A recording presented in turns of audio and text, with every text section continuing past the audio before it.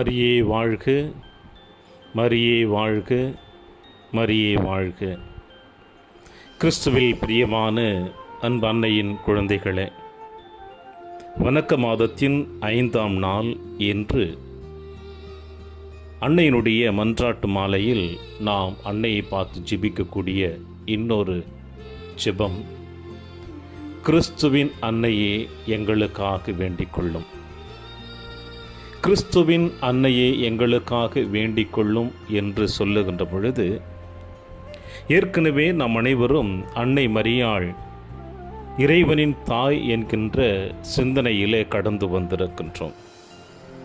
ஆக இறைவனின் தாயாகிய அன்னை மரியாள் கிறிஸ்துவின் தாயாக இன்று நாம் அழைப்பதும் காரணம் என்ன, அதனுடைய நிகழ்வுகள் என்ன என்பதை நாம் காணுகின்ற பொழுது, இங்கே நம்முடைய அன்னையாம் திரு அவையிலே அன்னை மரியாளுடைய பெயர் மரியா என்றும், அவருடைய பிறப்பு தினமாகிய செப்டம்பர் 8ஆம் தேதி என்றும், அவருடைய தாய் சுவக்கின் அன்னாள் என்றும், அவருடைய பிறந்த இடம் கலிலேயாவில் உள்ள நாசரேத்து என்றும், அவருடைய சமுதாயம் இனம் இஸ்ரேல் என்றும், அன்னை மரியாளுடைய அன்பு கணவர் யோசேப்பு, குலம் யூதம் மற்றும் அன்னை மரியாள் பெற்றெடுத்த குழந்தையினுடைய பெயர் இயேசு கிறிஸ்து என்று நாம் அன்னையாம் திரு அவையின் வழியாக அறிந்து வைத்திருக்கிறோம்.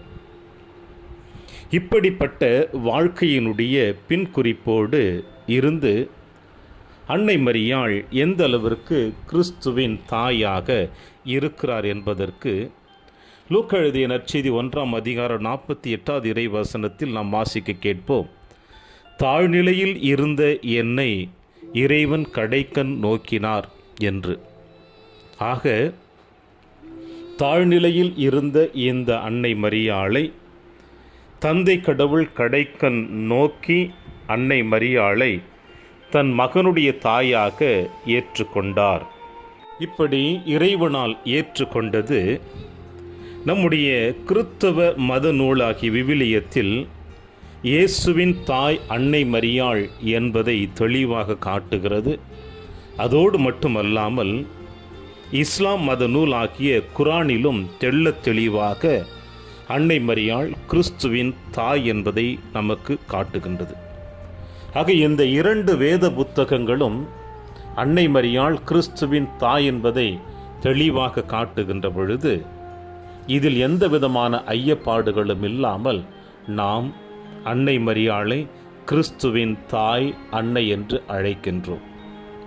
அதோடு மட்டுமல்லாமல் இவர் கடவுளின் தாயாக இருந்தார் என்பதை நாம் காணுகின்ற பொழுதும், இப்படி கடவுளின் தாயாக இருந்த அன்னை மரியாள் கிறிஸ்துவின் தாயாகவும் இருக்கிறார் என்பதில் ஐயப்பாடில்லை. ஏனெனில் கிறிஸ்துவை 10 மாதம் தன் வயிற்றில் சுமந்து பெற்றெடுத்து ஆளாக்கி அவருக்கு வேண்டிய அனைத்தையும் அன்னை மரியாள் செய்து கொடுத்தவர் என்பதையும் நாம் வேதத்திலே காணுகின்றோம்.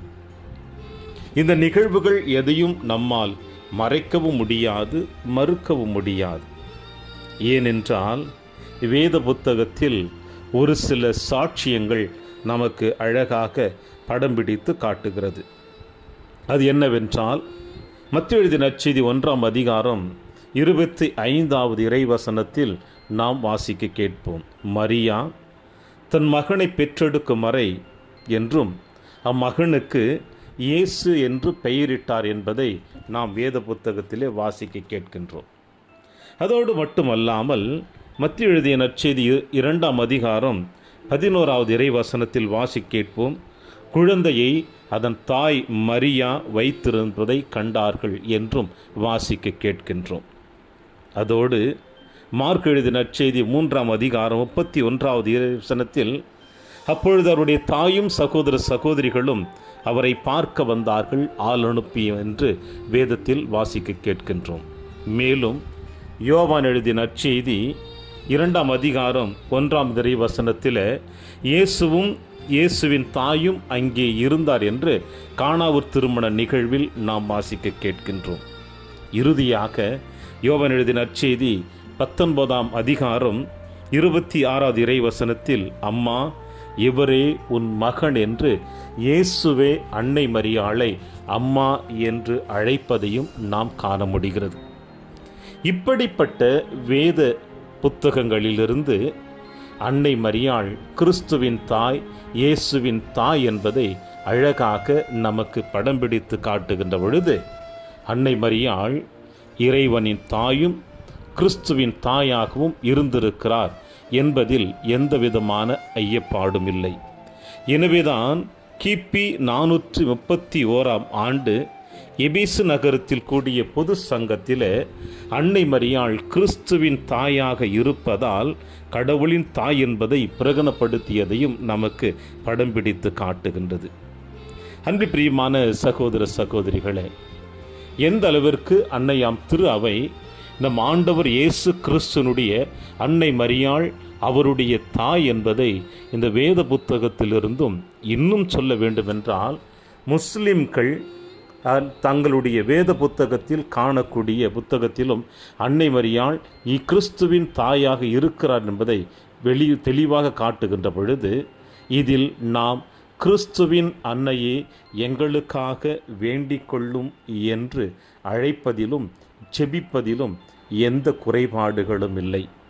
எனவே இன்றைய நாளிலே இந்த வணக்க மாதத்தின் 5ஆம் நாள் அன்னை மரியாளுடைய முன்னிலையில் வந்திருக்கின்ற நாம் அந்த தாயினுடைய திருவடிகளை நாம் இருக்க பிடித்து கொண்டு, கிறிஸ்துவின் தாயாகவும் இறைவனின் தாயாகவும் இருக்கின்ற எங்கள் அன்பு மரியே, இதோ இந்த நாளிலே உம்முடைய முன்னிலையில் வந்திருக்கின்ற எங்களையும் உம்முடைய மகனை எந்த அளவிற்கு நீர் வழி நடத்தினீரோ, அவரை இறை திட்டத்திற்கு அழைத்து சென்றீரோ, அதே போல எங்களையும் நீர் அழைத்து செல்லுகின்ற பொழுது நாங்களும் உம்முடைய பாதுகாப்பிலும் உம்முடைய வழி நடத்துதலிலும் நிறைவான அருளையும் ஆசிரியும் பெறுவோம் என நம்பிக்கையோடு அந்த தாயானவளை நோக்கி நாம் செபிப்போம். எனவே இன்றைய நாளிலே அன்னை மரியாள் கிறிஸ்துவின் தாய், இறைவனின் தாய் என்கின்ற அந்த நிலைமையை நாம் சற்று சிந்தித்து பார்க்கின்ற பொழுது, நம்முடைய பெற்றெடுத்த ஒவ்வொரு தாய்மார்களையும் நாம் அந்த தாயினுடைய கரத்திலே அர்ப்பணிப்போம்.